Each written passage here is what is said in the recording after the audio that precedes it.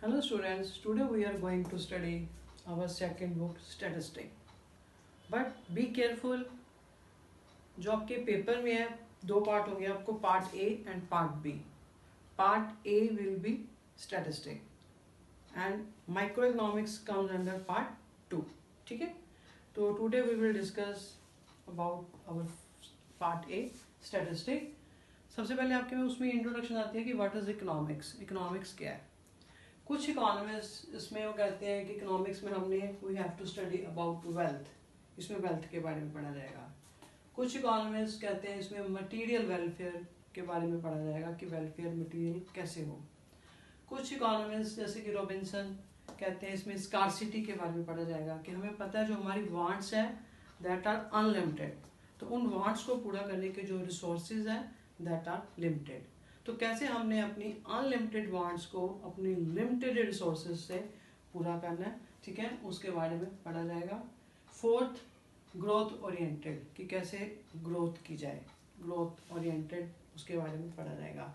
But अगर आपको पूछा जाता है कि व्हाट इज इकोनॉमिक्स, तो अभी आपके लेवल पे बस आप इतना ही रखिए. व्हाट इज इकोनॉमिक्स पूछा जाता है तो economics is that branch of knowledge that studies consumption, production, exchange and distribution of wealth by Chapson.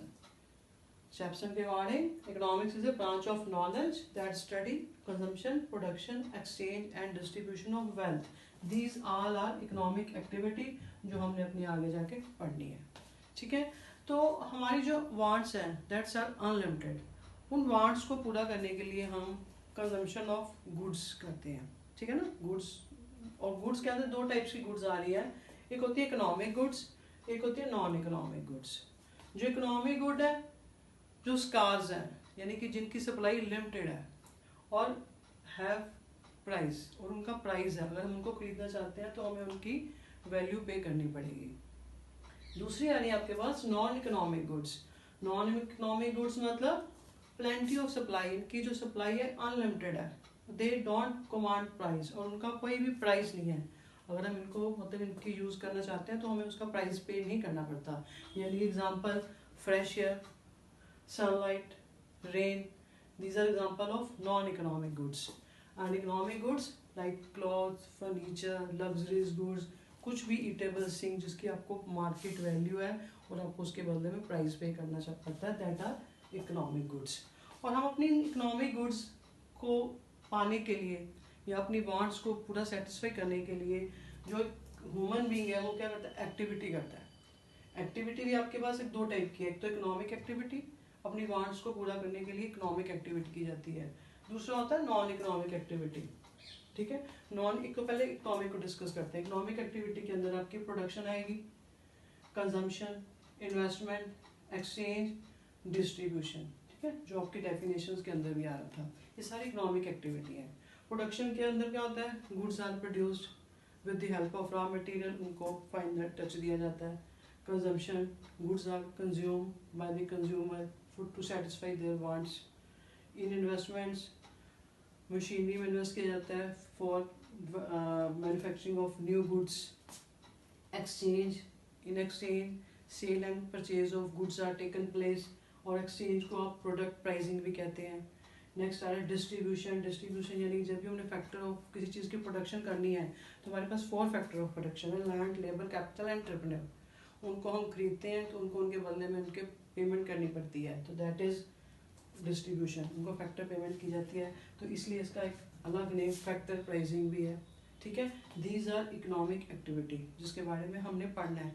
एक होती है नॉन इकोनॉमिक एक्टिविटीज़ भी, जैसे कि हम किसी पार्टी में जा रहे हैं अपने एंजॉयमेंट के लिए, या कोई रिलीजियस फंक्शन है, या कोई चैरिटेबल को डोनेशन कैंप लगाया है, that is non economic activity. और हमने इकोनॉमिक्स में अपनी इकोनॉमिक एक्टिविटी के बारे में पढ़ना है. ठीक है, ये थी आपके पास इंट्रोडक्शन. अब आ रहा है इंट्रोडक्शन आपकी, व्हाट इज स्टैटिस्टिक. स्टैटिस्टिक क्या है. Statistic information in terms of number और न्यूमेरिकल डाटा. आपको कोई भी इन नंबर्स या न्यूमेरिकल डाटा में जो इंफॉर्मेशन दी जाएगी दैट इज स्टैटिस्टिक. बट वो कह रहा है आल स्टैटिस्टिक्स आर डाटा, जो जितना भी स्टैटिस्टिक है उसका एक डाटा है. ठीक है, but all data are not statistic. पर जो भी डाटा है हर डाटा स्टैटिस्टिक नहीं है.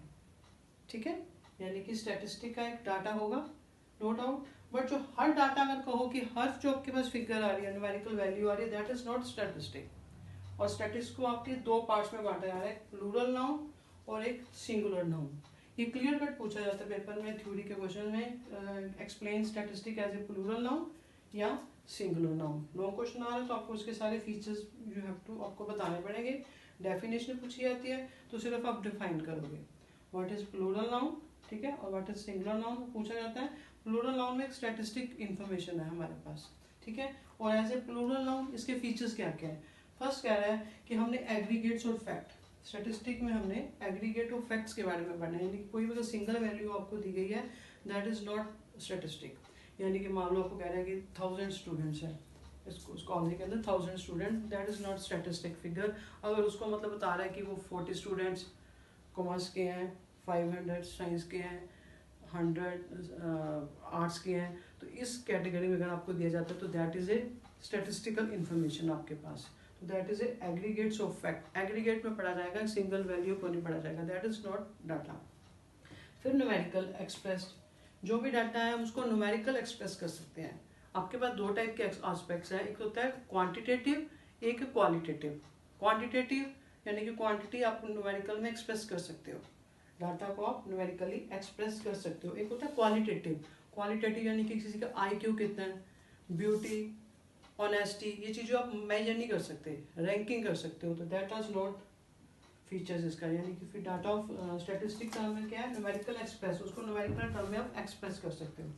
थर्ड आ रहा है इफेक्टेड बाय मल्टीपल काज, जो डाटा है वो मल्टीपल काज से इफेक्ट होना चाहिए। यानी कि अगर आप मान लो स्टडी कर रहे हो कि why price are rises, price क्यों राइज हो रहे हैं, तो बहुत सारे कारण हैं, डिमांड ज़्यादा हो सकती है, सप्लाई कम हो सकती है, तो उसके पीछे यानी कि काफ़ी सारे काज है, ठीक है। फोर्थ आना आपके पास रीजनेबल एक्यूरेसी, जो डाटा है उसकी एक रीजनेबल एक्यूरेसी होनी चाहिए कि जहाँ से हम डाटा कलेक्ट कर रहे हैं क्या वो रिलायबल सोर्स है। फिर placed in relation to each other, जो भी डाटा है वो placed in relation to each other, यानी कि मान लो अगर आप कोई चीज़ का कंपैरिजन कर रहे हो, अगर किसी की अगर वेट दे दी, एक कैटेगरी की एक की हाइट दे दी, तो आप यू कांट कंपेयर, आपको कंपैरिजन के लिए दोनों डाटा का सेम उसको मतलब होना चाहिए जो भी यूनिट्स हैं। फिर placed in relation to each other, clear.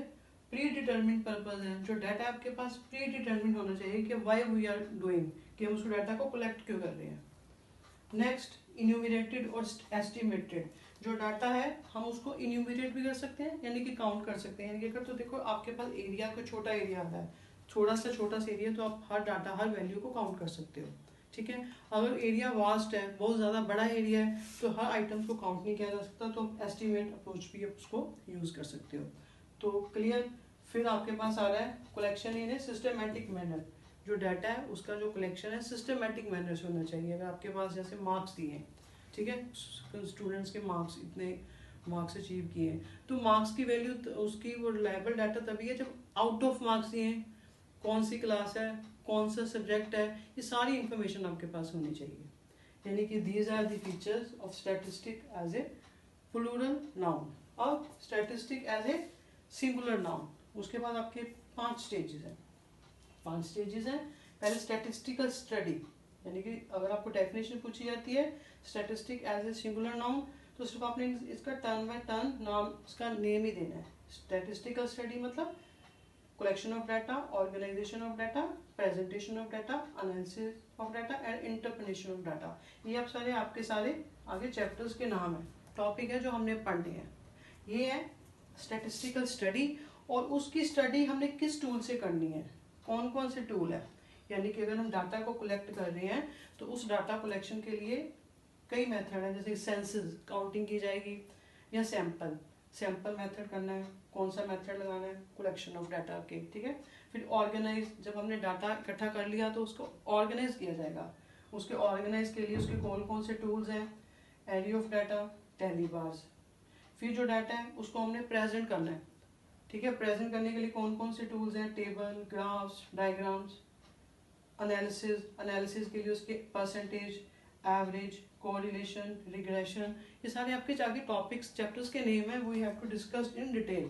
ठीक है। तो फिर इंटरप्रिटेशन, जब आपने डाटा की इंटरप्रिटेशन करनी है तो उसके लिए आपको magnitude of percentage, average of decrease of relationship between different economic variable, यानी कि statistic as a plural sense, singular sense में आपके पास these are study, what we have to study, इसकी 5 स्टेजेस हैं, और उसको किस टूल यानी कि कैसे स्टडी करना है वो उसके टूल्स हैं। कई बार आपको शॉर्ट में एक आध मार्क्स में ये भी ऐसे बीच में पूछ सकता है कि जो स्टैटिस्टिकल स्टडी का टूल कौन सा है, तो आपको क्लियर कट उनका जो tools of method of study है उनको पता होने चाहिए। ठीक है, this was about statistic as a singular or a plural noun. Tomorrow we will discuss about scope and importance of statistic.